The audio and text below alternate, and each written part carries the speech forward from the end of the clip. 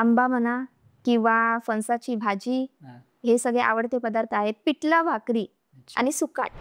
मला ॲक्टिंगची आवड पहिल्यापासूनच आहे, पण मी कधी ट्राय नाही केलं की कोकणात राहून 100K फॉलोअर्स होणं ही खूप मोठी गोष्ट आहे. तर त्यासाठी तू काय-काय मेहनत घेतली आहेस? कारण इथे लोकं आपापल्या कामांमध्ये शेतीची कामं म्हणा हां. किंवा इतर कामं त्याच्यामध्ये बिझी असतात. पण आपण म्हणतो ना, आपलं कोकण जरी लहान असलं ना, तरी त्याची ख्याती आहे ती आपल्या भारतभर आहे. की लोकं म्हणतात की गावामध्ये राहिलंच काय आहे? बंद घरं, वृद्ध माणसं आणि तरुणाई तर नाहीच राहिले. याचं कारण काय आहे? की तर मला असं वाटतं की कोकणामध्ये रिफायनरी ही होऊ नये, हं. जेणेकरून आपलं जे निसर्ग सौंदर्य आहे ते आपण गमावून बसू. बरोबर. घरच्यांचं सांगायचं म्हटलं तर TikTokच्या वेळी मी चोरून करायचे. यामध्ये करियर होऊ शकतं का? कारण आपल्या सगळे नाही कोकणातले क्रिएटर्स, पण काही कोकणातले क्रिएटर्स आहे, की त्यांनी एखादी रील्स बनवली, त्याच्यामध्ये त्यांनी अपशब्द वापरला, म्हणजे शिवी घातली सगळ्यांना, की तुम्हाला करायचंय ना सुरुवात, तुमच्याकडे ज्या गोष्टी आहेत त्याच्यावरती सुरुवात करा. आणि दुसरी गोष्ट सांगण्याची अशी, की जी लोकं आमच्याकडे प्रमोशन घेऊन येतात, ती आमचे फॉलोअर्स वगैरे बघूनच येतात. पण त्याच्यामागचे स्ट्रगल ते बघतच नाहीत.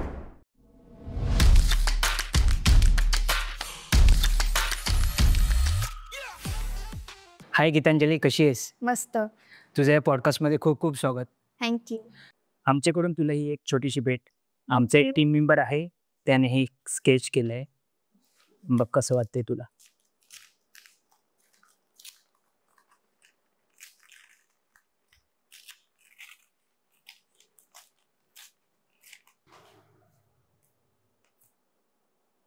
वॉव!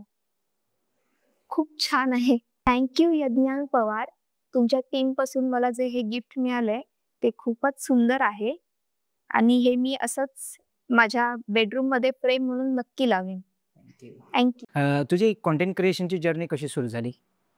कंटेंट क्रिएशनचं म्हटलं तर कधी विचार नव्हता केला, हं. की एवढे रील्स व्हायरल होतील, आता 100K पर्यंतचा प्रवास कधी पूर्ण होईल. सहज म्हणून करायला घेतलेलं एक आवड म्हणून. ओके. आणि आवड करता मग ते लोकांना रील्स आवडायला लागले. लोकं रील्सला जास्त बघू लागली, फॉलो करायला लागली आणि हळू-हळू म्हणजे फॉलोअर्स सुद्धा वाढत गेले. तेव्हा असं वाटलं, की आपण जे करतोय ते लोकांना आवडतंय. मग आपण अजून करायला पाहिजे. बरोबर. आणि जसा मला वेळ मिळत गेला, तसं मी कंटेंट क्रिएशन करत गेले हां. आणि आज इथपर्यंत आहे. अच्छा. कोणती पहिली रील होती जी व्हायरल झाली खूप? अशी पर्टिक्युलर एखादी रील रातोरात व्हायरल होते तशी झाली नाही. मी जेव्हा जर्नी माझी सुरू केली, तेव्हा माझं अकाउंट प्रायव्हेटच होतं. ओके. आणि नंतर काय माझ्या मनात आलं माहीत नाही. म्हटलं की अकाउंट आपण आता पब्लिक करूया. ओके. आणि अकाउंट पब्लिक केल्यानंतर मी बघितलं ना, तर लोकांचा खूप चांगला रिस्पॉन्स होता. आणि असं ठराविक एजमधली लोकं नाही, तर लहान मुलांपासून ते अगदी मोठ्या माणसांपर्यंत.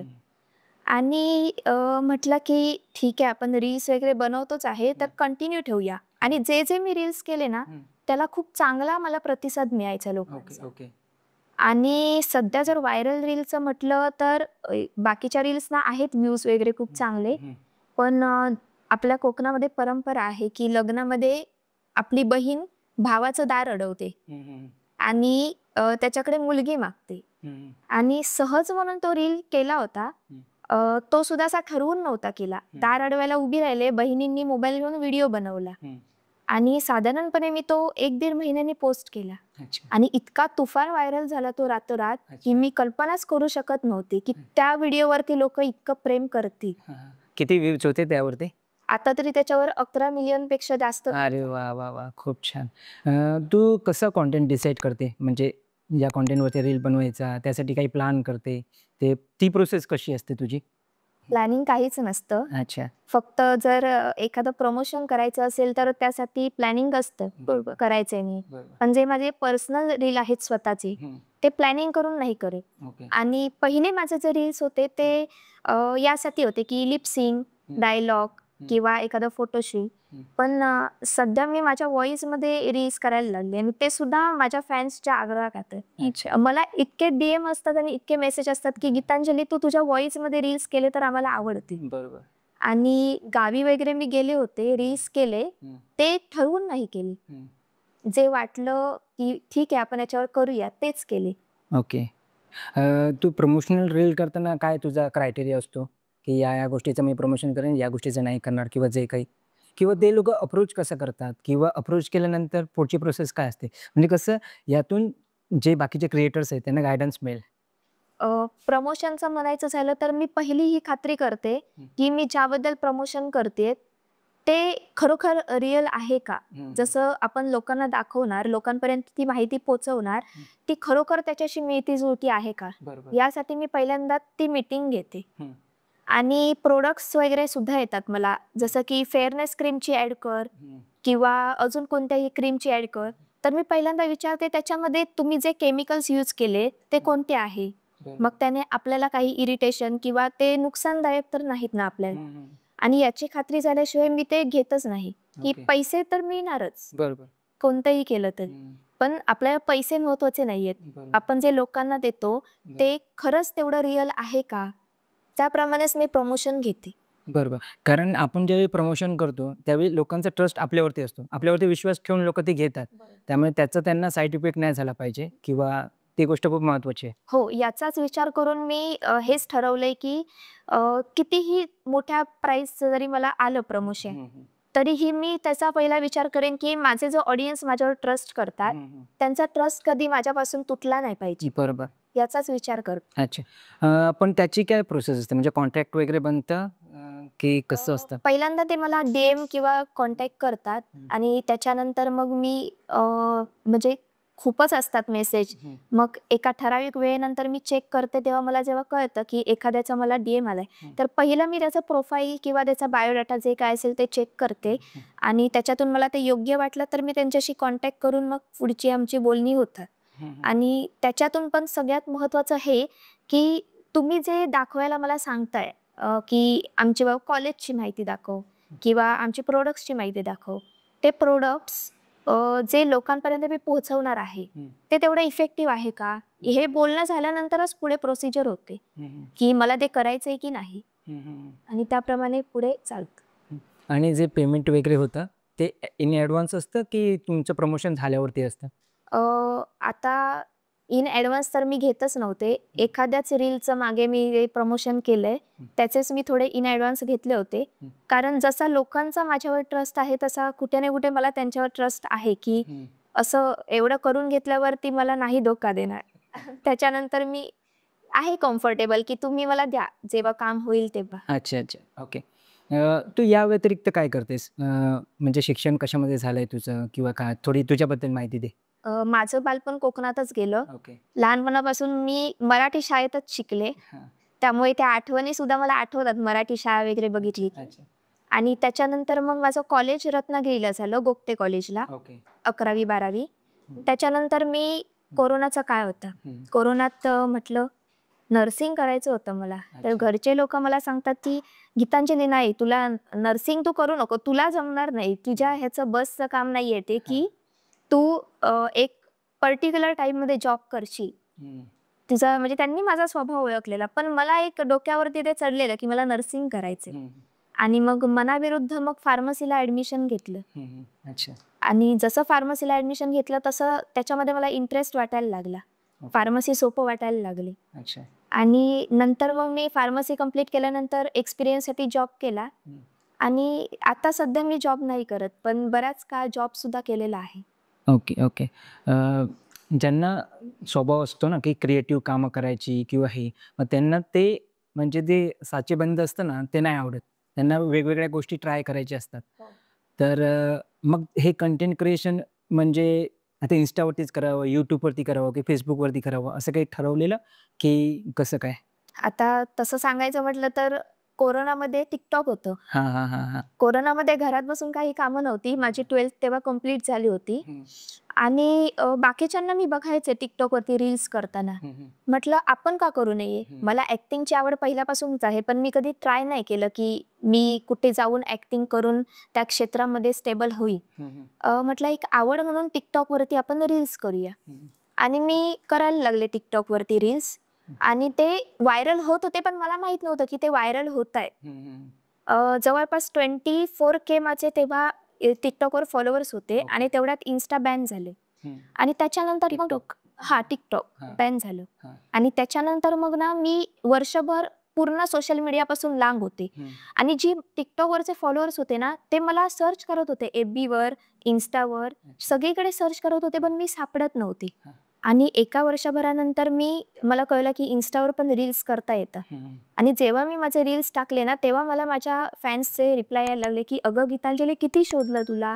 TikTokपासून तू मिळतच नव्हतीस वगैरे." तेव्हा मला कळलं की अरे, मी तर TikTokला फेमस व्हायला आलेले ऑलमोस्ट आणि तेव्हा TikTok बॅन झाले. मग तेव्हा ठरवलं की Instaवरती आपण रील्स करूया. असं FB वगैरे मी अजून तरी ओपन नाही केलंय. ओके. कोकणात राहून 100K फॉलोअर्स होणं ही खूप मोठी गोष्ट आहे. तर त्यासाठी तू काय-काय मेहनत घेतली आहेस? काय तुझ्या स्ट्रॅटेजीज होत्या? किंवा ती काय जर्नी कशी होती तुझी? खरं सांगायचं तर तुम्ही म्हणता तसं एवढ्या कमी वेळात 100K हां. एका लहान गावात राहून करणं तेवढं सोपं नाहीये. बरोबर. कारण इथे लोकं आपापल्या कामांमध्ये शेतीची कामं म्हणा किंवा इतर कामं त्याच्यामध्ये बिझी असतात. त्याच्यातून मोबाईल यूज करणं, एखादी मुलगी तिला नेहमी बघावंसं वाटणं, तिचे रील्स बघणं आणि तिला इतकं प्रेम देणं की कमी वेळात 100K पर्यंत पोहोचणं, हे खूप कठीण आहे एवढ्याशा शहरामध्ये. पण आपण म्हणतो ना, आपलं कोकण जरी लहान असलं ना, तरी त्याची ख्याती आहे ती आपल्या भारतभर आहे. हो, बरोबर. त्यातले प्रोडक्ट्स म्हणा, इथली माणसं, संस्कृती, निसर्ग सगळंच. पण आणि त्याच्यासोबत आपल्या कोकणातली माणसं येतात, त्यांची मनं पण खूप छान प्रेमळ आहेत. आणि त्याच प्रेमळ मनाने त्यांनी मला इतका प्रतिसाद दिला, की मला इथला जो प्रवास आहे तो इतका फारसा खडतर नाही वाटला. ओके. आणि म्हटलं हे एवढंही कठीण नव्हतं आपल्या लोकांच्या प्रेमामुळे. तू तेच रील्सच्या माध्यमातून कोकणची संस्कृती, माणसं किंवा इथली स्थळं असतील वेगवेगळी, तर ती दाखवतेस. तर तुला अजून काय वाटतं, की कोकणासाठी या माध्यमातून अजून काय करता येण्यासारखं आहे? मला असं वाटतं, की आपण जसं कोकण दाखवतोय, म्हणजे मुंबईमध्ये जी तरुणाई आता गेली आहे पैसे कमवण्याच्या पाठीमागे, ते इतके मिस करतात ना कोकण, की त्यांच्या खूप कोकणातल्या आठवणी कैद आहेत त्यांच्या मनामध्ये. बरोबर. आणि त्यांचं असं होतंय, की जॉबमुळे सुट्टी मिळत नाही, कोकणात येणं होत नाही. आणि मी कोकणातले व्हिडिओज टाकलेत म्हटल्यावरती त्या इतके कमेंट्स आहेत ना त्याच्याखाली, की "गीतांजली, आम्ही सुद्धा असेच कपडे धुवायला जायचो गं व्हाळ्यामध्ये आणि असेच काजू निवडायला जायचो. आम्ही ते दिवस खूप मिस करतोय." तर मला असं वाटतं, की जी लोकं इथे येऊ शकत नाहीत ना, त्यांच्यापर्यंत आपला जो कोकण आहे, आपल्या कोकणातला निसर्ग आहे, अशी हसती-खेळती हवा आणि एकदम गोड, प्रेमळ, समंजस माणसं आहेत ना, ती जास्तीत जास्त लोकांपर्यंत आपण पोहोचवली पाहिजे. त्याचबरोबर आपली खाद्यसंस्कृती असेल, आंबा, नारळ, त्याच्यानंतर उडदाचे वडे आहेत, घावणे आंबोळी आहे, हे सुद्धा आपण जास्तीत जास्त लोकांपर्यंत पोहोचवलं, तर कोकणातल्या ज्या महिला आहेत, त्यांना सुद्धा चांगला रोजगार मिळेल. आणि हेच ते माध्यम आहे, की आपण कोकण आपल्या नजरेतून लोकांना दाखवू शकतो. बरोबर. तुला अजून काय वाटतं, की कोकणाच्या डेव्हलपमेंटच्या दृष्टीने अजून कोणत्या गोष्टी झाल्या पाहिजेत किंवा कोणत्या अजून प्लेसेस आहेत, जे एक्सप्लोर अजून झाल्या पाहिजेत? किंवा कारण कसं आहे कोकणात निसर्ग खूप छान आहे, समृद्ध आहे आपला निसर्ग. तर इथे रोजगाराच्या दृष्टीने पण काही संधी उपलब्ध झाल्या आहे. समज ह्याचे असतील, पर्यटनाचे असतील, तर ते इथल्या लोकांसाठी बरं होईल. म्हणजे लोकांना इथे राहायचं आहे, पण रोजगारासाठी म्हणून त्यांना बाहेर राहावं लागतं आणि मग ते कोकण मिस करतात. म्हणून ते मग व्हिडिओच्या माध्यमातून, रील्सच्या माध्यमातून बघत असतात. तर तुला असं काय वाटतं? मला असंच वाटतं, की लोकं म्हणतात, की गावामध्ये राहिलंच काय आहे? बंद घरं, वृद्ध माणसं आणि तरुणाई तर नाहीच राहिले. याचं कारण काय आहे? की आपल्या कोकणामध्ये मुलं शिकतात, खूप शिकतात, पण त्यांच्या लेव्हलचे जॉब मिळत नाहीत कोकणामध्ये, म्हणून त्यांना बाहेर जावं लागतं. तर मला असं वाटतं, की कोकणामध्ये रिफायनरी ही होऊ नये, जेणेकरून आपलं जे निसर्ग सौंदर्य आहे ते आपण गमावून बसू. बरोबर. कुठल्याही पर्यटनाच्या नावाखाली किंवा जॉबच्या नावाखाली. पण असा काहीतरी मार्ग निघाला पाहिजे, की त्यातून आपली जी तरुणाई आहे ती गावातच राहून जॉब करू शकतील. पण त्याच्यासाठी एवढं मोठं रिफायनरी करायची वगैरे गरज आहे असं वाटत नाही. उद्योगधंदे आले पाहिजेत, फक्त ते निसर्गाला हानी करणारे नसावेत. हो. असं. तुझ्या या प्रवासात घरच्यांचा तुला कसा सपोर्ट आहे? घरच्यांचं सांगायचं म्हटलं तर TikTokच्या वेळी मी चोरून करायचे. म्हणजे घरची लोकं बाहेर गेली ना, की मग पूर्ण दरवाजे बंद करायचे, खिडक्या बंद करायच्या सगळ्या आणि तयारी करायची पटकन आणि मग हे व्हिडिओज करायचे. आणि घरची लोकं येतायत असं वाटलं, की पटापट तो ट्रायपॉड वगैरे काढायचा, मोबाईल काढायचा, असे मी गुपचूप व्हिडिओ केले.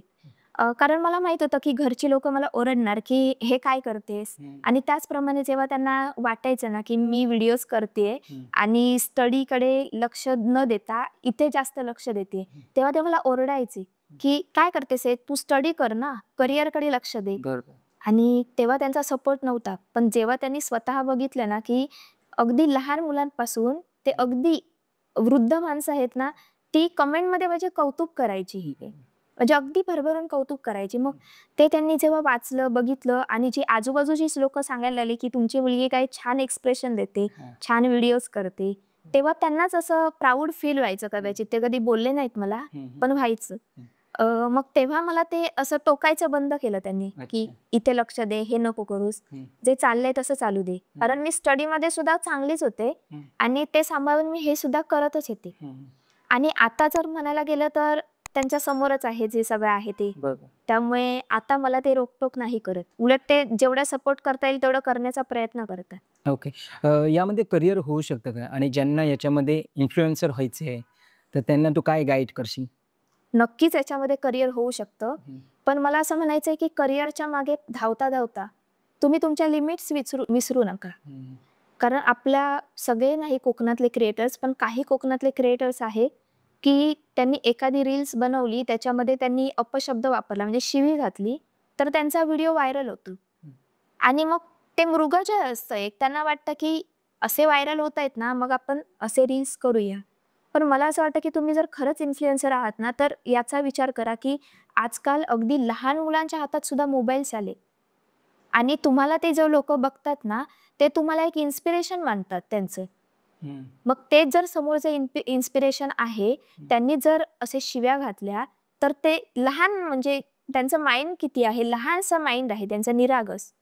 ते काय विचार करणार, की "अरे दादा शिवी घालतोय, दीदी शिवी घालते, तर मग आपण सुद्धा असे व्हिडिओज बनवूया का?" अशी त्यांची इच्छा होऊ शकते ना. मग तुम्ही एक भान बाळगा, की तुम्ही करा. पण तुम्ही ना चांगलं जास्त लहान मुलांपर्यंत, लोकांपर्यंत पोहोचवा. तरच तुम्हाला कोणतरी इन्स्पिरेशन बनेल किंवा खरं इन्फ्लुएन्सर बनेल. बरोबर. आणि करिअर याच्यात आहे, फक्त तुम्ही तुमच्या लिमिट्स सांभाळून केलं पाहिजे. ओके. तुझे इन्स्पिरेशन कोण आहेत? इन्स्पिरेशन असं व्यक्ती असं मी कोण म्हणणार नाही. कारण कोकणात बरेच क्रिएटर्स आहेत, त्यांच्याकडून शिकण्यासारखं आहे. पण मी म्हणते, की त्यांची जर आपण कॉपी केली, तर आपण गीतांजली पाटील कायच राहिलो ना.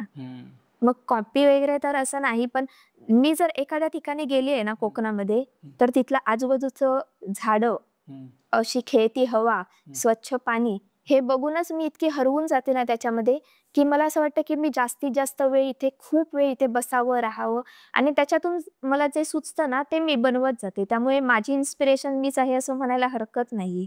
ओके. जसं तू म्हणाली ना, की यातून करिअर पण होऊ शकतं. ओके. पण यातून किती पैसे कमावले जाऊ शकतात? कारण काय होतं माहिती आहे का, काही-काही वेळा लोकांना फेम बघतात. अरे यार, तिचे एवढे फॉलोअर्स आहेत, एवढे व्ह्यूज असतात, मी पण रील्स बनवते, माझे पण फॉलोअर्स वाढतील, मी पण फेमस होईल, असं पण असतं. तर काही लोकं खूप एफर्ट्स टाकतात, खूप गोष्टी असतात, म्हणजे कॅमेराज असतील, माईक असेल, लाईट्स असतील, अशा गोष्टीला इन्व्हेस्ट करतात. आणि प्रत्येकाचंच होतं कसं नाही आहे. ओके. पण प्रत्येकाला वाटतं की यार ह्यातून ना आपण खूप चांगले पैसे कमवू शकतो किंवा जे काही आहे. तुला आता तू एवढं करतेस, तर तुला माहिती आहे रिॲलिटी काय आहे. तर तुझ्या एक्सपिरियन्सवरून काय सांगशील, की यातून किती कमवलं जाऊ शकतात असं वगैरे? किंवा काय वेज आहेत वेगवेगळे ज्यातून आपण पैसे कमवू शकतो? तुम्ही म्हटलात ते अगदी खरं आहे, की लोकं फक्त समोरच्याला बघतात, त्यातला काय फेम मिळालाय, बरं. काय रिस्पॉन्स मिळालाय हे बघतात आणि डायरेक्ट इन्व्हेस्टमेंट करायला सुरू करतात. मी काय केलं, जो माझ्याकडे मोबाईल होता, Vivoचा मोबाईल होता त्यावेळी, तिथून मी स्टार्ट केलं आणि मला मध्ये माझ्या डोक्यावरती ते भूत सवारलेलं, की आपण iPhone घेऊया. पण माझ्या घरातल्या समंजस लोकांनी मला सांगितलं, की आधी तू यामध्ये स्टेबल हो आणि मग iPhoneचा विचार करू. बरं. आणि माझं असं नाही, देखाव्यासाठी मी करतही नाही. अजूनही मी Android मोबाईलच यूज करते. फक्त शूटसाठी iPhone यूज करते. ओके. तर दिखाव्याचा काही प्रश्नच नाहीये. पण लोकं दिखाव्याच्या मागे जाऊन किंवा जे फेम मिळालंच नाहीये, त्याच्या मागे जाऊन मोठी इन्व्हेस्टमेंट करून ना फसून बसतात. बरोबर. आणि मी हेच सांगेन सगळ्यांना, की तुम्हाला करायचंय ना सुरुवात, तुमच्याकडे ज्या गोष्टी आहेत त्याच्यावरती सुरुवात करा. आणि मग जेव्हा तुम्हाला अर्निंग चालू होईल ना, तेव्हा तुम्ही इन्व्हेस्टमेंट करा. आणि दुसरी गोष्ट सांगण्याची अशी, की जी लोकं आमच्याकडे प्रमोशन घेऊन येतात, ती आमचे फॉलोअर्स वगैरे बघूनच येतात, पण त्याच्या मागचे स्ट्रगल ते बघतच नाहीत. आता 1-1.5 मिनिटाचा आमचा व्हिडिओ बघतो, पण तो व्हिडिओ करण्यासाठी मागचे 2 दिवस धावपळीत जातातच आमचे, करायचे म्हटल्यावर. आणि पुन्हा तो अख्खा दिवस सुद्धा जातो शूटमध्ये. आणि तेव्हा ते जेव्हा लोकांपर्यंत पोहोचतं, लोकांना आवडतं, तेव्हा लोकं आम्हाला फॉलो करतात. आणि ही जर्नी किती वर्षाची आहे, यामध्ये स्ट्रगल आहे, आमचा वेळ आहे, मेहनत आहे. आणि नाही म्हटलं तरी आयफोन वगैरे महाग असल्यामुळे ती इन्व्हेस्टमेंट सुद्धा आपण पकडूच शकतो आहे नाही. मग ती लोकांना विचार नाही करत बोलताना, की त्यांना आम्ही एखादं आमचं सांगितलं ना, आमचे एवढे-एवढे चार्जेस आहेत. आणि असं नाही, आम्हाला माहिती आहे की ग्रेड 1 सिटी नाहीये ही. त्यामुळे लोकांना किती चार्जेस सांगायचे ते मिनिमम आम्हाला माहिती आहे, त्याप्रमाणेच सांगते. तरीही त्यांना ते पटत नाही. ते म्हणतात की नाही, आम्हाला एवढे जमणार नाही.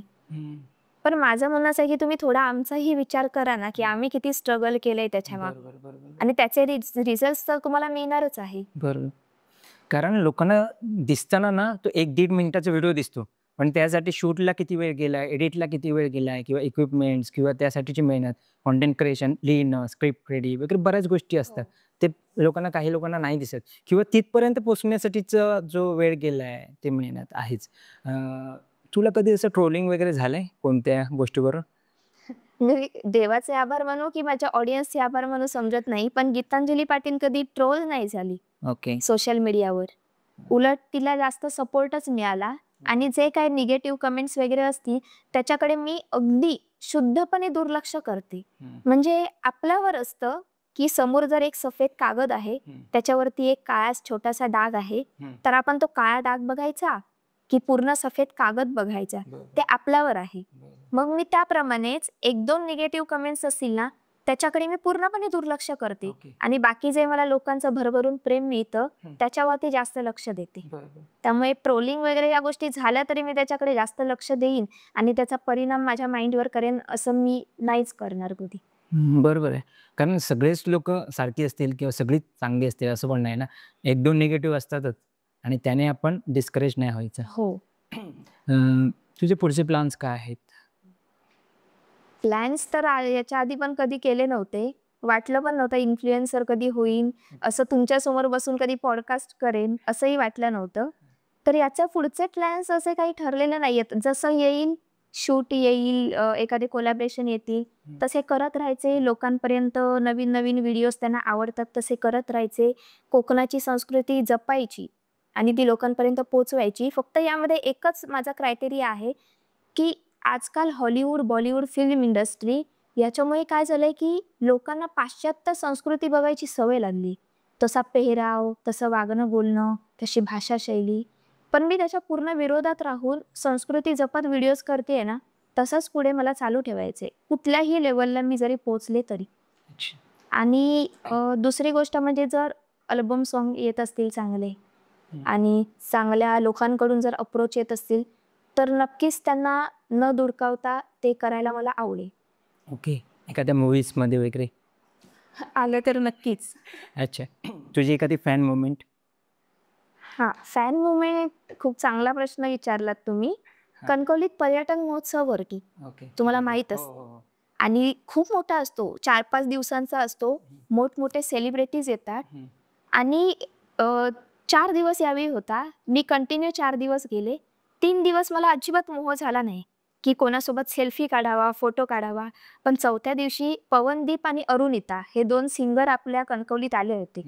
आणि माहीत नाही, मला ना असं वाटतं, की काय हाडा माणसांचीच माणसं आहेत ना, जरी फेमस असली तरी. मग काय सेल्फी काढायचंय, काय फोटो काढायचाय. पण हे सगळे माझे ना बाजूला सगळं विचार जाऊन मला मोह झाला, की पवनदीप अरुणितासोबत एक सेल्फी मिळाला तर खूप बरं होईल, चांगलं होईल. म्हणून मी ना स्टेजच्या पाठीमागे गेले. माझ्यासोबत बाकीची सुद्धा सगळी लोकं होतीच सेल्फी काढण्यासाठी. आणि तिथे उभी असून मी वाट बघत होते, की येतील आणि मी कधी सेल्फी घेईन, सेल्फी मागेन. तेवढ्यात माझ्या बाजूने ना एक घोळका आला. काही मुली होत्या, काही मुलगे होते. आणि ते म्हणतात, की "दीदी एक फोटो." मला काय वाटलं, की ते म्हणतायत, की "पवनदीप आले तर आमचा फोटो काढून देशील काय?" म्हटलं, "हां, देते मी काढून." "नाही, नाही दीदी, तुझ्यासोबत एक फोटो मिळेल का?" म्हटलं, हो, हो, चालेल." म्हणजे मीच तेव्हा अशी गांगरून गेले पूर्ण. आणि तेव्हा मी दिला आणि त्याच क्षणी मी तिथून निघाले. मी म्हटलं, की मी हे काय करतेय म्हटलं, म्हणजे लोकांच्या मनात माझी जागा एक निर्माण झाली आहे. चाहते म्हणतात ना, त्या प्रकारे आता त्यांनी मला जागा दिलेली आहे. तर आपण या मृगजळाच्या मागे न पळता जे लोकं आपल्याकडून म्हणजे एक्सपेक्ट करतात ना, त्या खऱ्यावर उतरून आपण काम करायचंय. त्यांच्या नजरेमध्ये आपण आपल्या लिमिटमध्ये राहायचे. त्यामुळे असं फॅन मूव्हमेंट बघितले ना, आठवले, की अजून इन्स्पिरेशन मिळतं. आणि दुसरी गोष्ट सांगायची झाली तर मला ना डी-एनमध्ये ज्या महिला असतात ना, ज्या नवीन आई असतात किंवा त्यांची लहान-लहान मुलं असतात. ती लहान मुलं ना मला मावशी, माऊ म्हणून ना असे गोड-गोड मेसेज म्हणजे व्हॉईस मेसेज पाठवत असतात, की "माऊ कशी आहेस तू? माऊ हॅपी बर्थडे, मावशी जेवलीस का?" असे. मग ते बघून सुद्धा इतकं भारी वाटतं ना, की समोरच फॅन्स आपले आले पाहिजेत असं नाही, की आपल्या मागून सुद्धा आपल्याला जी नेहमी लोकं बघतात, त्यांच्या मनातही मी आज आहे आणि ती रोज माझी आठवण काढतात. हे फॅन्स सुद्धा माझ्यासाठी खूप महत्त्वाचे आहे. प्रत्येकाला वाटत असतं की आपली रील व्हायरल झाली पाहिजे. ओके. त्यासाठी काही मिसकन्सेप्शन्स आहेत. लोकांना वाटतं की असं करू, एखादी शिवी घालू किंवा असं किंवा अशा प्रकारचे अटायर किंवा जे काही आहे ते परिधान करू. त्याने आपल्याला व्हायरॅलिटी मिळेल किंवा म्हणजे काहीतरी वेगळं करू, असं विचित्र करू. ज्याने फेमस होऊ. कारण नॉर्मल खूप जण करतात. विचित्र केल्यानंतर मला असं वाटतं की बऱ्याच वेळा ते न्यूजमध्ये येतात किंवा त्यांना व्हायरॅलिटी मिळते. त्याबद्दल काय सांगशील की? याच्या मी पूर्णपणे विरोधात आहे. मगाशी मी जसं सांगितलं तसं, की शिव्या घालणं आपल्याला वाटतं नॉर्मल आहे. पण नाही. तुम्ही जी म्हणजे आजूबाजूला जी मृगजळाची माणसं आहेत ना, ती तुम्ही कमवत असता. पण जी खरोखर मोठ्या माणसांकडून तुम्हाला जी रिस्पेक्ट हवे, प्रेम हवंय, ते नाही मिळणार तुम्ही व्हायरल व्हाल, पण ती रिस्पेक्ट मनातली कुठे आहे लोकांच्या मनातली? तर मला हेच सांगायचंय या माध्यमातून, की तुम्ही करा, रील्स व्हायरल करा. पण तुम्ही तेवढा टाईम घ्या तुमचा. म्हणजे असं नाही, तुम्ही हे नाही नका ठेवू, की आज मी रील केला ना, लगेच व्हायरल झाला पाहिजे. नाही. तुम्हाला तेवढी मेहनत घ्यायची आहे. तुम्हाला तेवढी एक ठराविक वेळ येईपर्यंत वाट बघायची. प्रत्येक जण लोकांपर्यंत पोहोचणार आहेच. कारण प्रत्येकामध्ये एक वेगवेगळी खासियत आहे. आणि त्यांच्या टाईपची लोकं या जगामध्ये आहेत.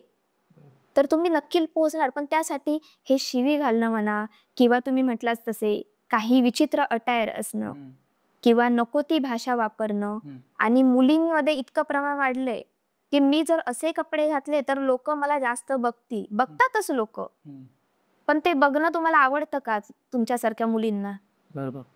तर हेच की तुम्ही तुमच्या मुलींनी शक्यतो तुम्ही तुमच्या लिमिट सांभाळा. तुम्ही तुमचं कोणत्या कॅरेक्टर बोलण्याचा माझा हेतू नाहीये. पण मी बोलण्याअगोदर दुसरा कोणी येऊन तुम्हाला बोलू नये. असं तुम्ही सांभाळून तुम्ही नक्की फेमस व्हा. होणार तुम्ही. कारण तुमचे तेवढे मेहनत आहे, प्रयत्न आहेत, यश आहे, होणार. फक्त लिमिट्स तुमचे सांभाळा. बरोबर. आपण कोणत्या गोष्टीने फेमस होतोय ते सुद्धा महत्वाचं आहे. हो. ते चांगल्या गोष्टीने की वाईट. आणि लोकांना ना जेवढे तुम्ही संस्कृती जपाल ना, तेवढं तुम्ही लोकांच्या मनात जास्त घर कराल. कारण आपल्या कोकणातली माणसं इतकी गोड, साधी, सरळ आहेत ना, की त्यांना सुद्धा साधी, सरळ, गोड माणसंच बघायला आवडती. बरोबर. तू कन्सिस्टन्सी मेंटेन ठेवण्यासाठी काय करते किंवा तुझा काय फॉर्म्युला असतो? रोज एक रील टाकायचं की अल्टरनेट डे किंवा कसं काय? माझी आयुष्यातली चूक आयुष्यातली नाही, पण या करिअरमधली चूक म्हणायची झाली, तर जेव्हा मी ग्रो करत होते ना, तेव्हा काही कामांमुळे आणि कारणांमुळे मला रील पोस्ट करायला मिळायच्याच नाही.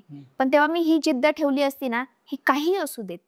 मला 2 दिवसातून का होईना 1 रील पोस्ट करायची. मला वाटतं 1 वर्षापूर्वीच माझे 50K झाले होते आणि तेव्हा मी अशी होते ग्रोथवरती. पण माझी ग्रोथ इथेच येऊन थांबली. जर मी ती कन्सिस्टन्सी ठेवली असती ना, तर माझे कधीच 100K झाले असते. तर याच्यापुढे मी ही काळजी घेईल, की मी जर इथे पोहोचले, तर इथेच न राहता अजून इथे जाईल. त्यासाठी मी प्रयत्न करीन. आणि मी लोकांना हेच सांगेन, की तुम्ही जर तुमच्या कामामध्ये कंटिन्युटी ठेवली ना, तर तुम्ही सुद्धा खूप पुढे पोहोचाल. फक्त तुम्ही थांबू नका. जसं मी थांबले काही काळापुरती. एवढंच. ओके. आता आपण एक रॅपिड फायर राउंड घेऊया. ओके. कोकणातील तुझा आवडता पदार्थ? आंबा म्हणा किंवा फणसाची भाजी, हे सगळे आवडते पदार्थ आहेत. पिठलं भाकरी आणि सुकाट. अच्छा. Instagram की YouTube काय जास्त आवडतं? Instagram. तुझ्या कॉन्टेंटवर सर्वात पहिली कमेंट करणारा व्यक्ती लक्षात आहे का? किंवा ज्याचे कमेंट्स प्रत्येक तुझ्या रील्सवरती असतात?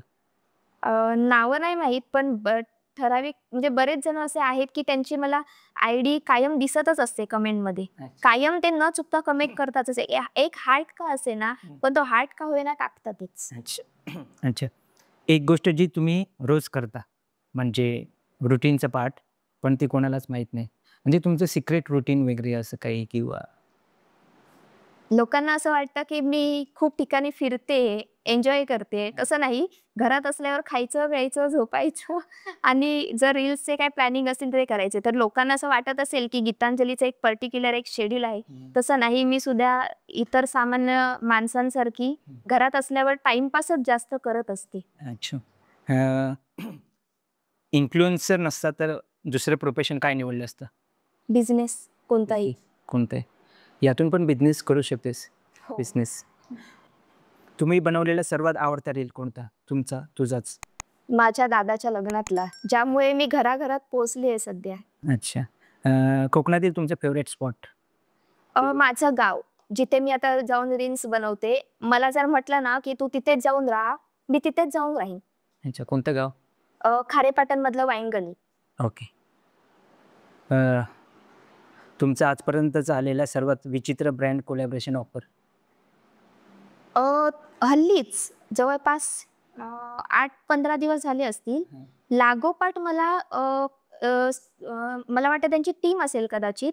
सेम मेसेज यायचे, की कोलॅबोरेशन अवेलेबल आहे का? म्हटलं हो आहे. मग फक्त स्टोरी लावायची होती आणि वेगवेगळे म्हणजे काही प्रॉडक्ट्स होते, काही त्यांचे मग वजन कमी करण्याचं हे ते वगैरे आणि तेवढा मला वेळ नव्हता चेक करायला. तर मी त्यांना माझे काही चार्जेस सांगितले स्टोरी लावायचे. मग नाही, मग थोडे कमी करा. मग त्याच्यात मी बघितलं ना, तर गृहिणी होत्या त्या. तर म्हटलं ठीक आहे, तुम्हाला गृहिणी म्हणून सपोर्ट करण्यासाठी मी थोडे कमी करते म्हणून कमी करून सांगितली. मग त्यांनी स्वतःचे चार्जेस ठेवले. नाही, एवढ्या चार्जेसमध्ये द्या. म्हटलं नाही जमणार. मॅडम तुम्ही जर कोण करत असेल ना, तर मग तुम्ही बघा म्हटलं. मला नाही जमणार हे करायला.